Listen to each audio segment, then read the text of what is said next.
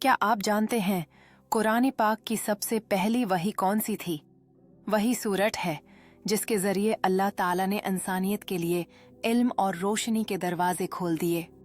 سورت العلق قرآن پاک کی ابتدا ہی علم، پڑھنے اور سجدے سے کی گئی۔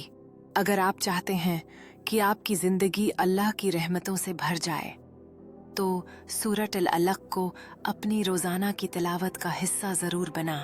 سورت العلق، جسے اقرا بھی کہا جاتا ہے، قرآن پاک کی پہلی سورت ہے جس کی آیات حضرت جبرائیل نے غار حرا میں حضور پر نازل کیں۔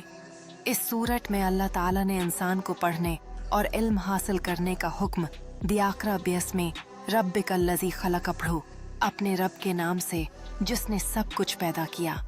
یہ سورت انسان کو علم اور قلم کی عظمت کا احساس دلاتی ہے۔ یہ یاد دلاتی ہے کہ انسان کبھی اپنے خالق کو نہ بھولے۔ آخری حصے میں غرور کرنے والوں کو خبردار کیا گیا ہے کہ سجدہ سے انکار نہ کریں، کیونکہ اصل عزت سجدے میں ہے۔ سورت العلق کی تلاوت دل کو عاجزی، اللہ کی یاد اور علم سے محبت عطا کرتی ہے۔ سوچئے کتنا عظیم پیغام ہے۔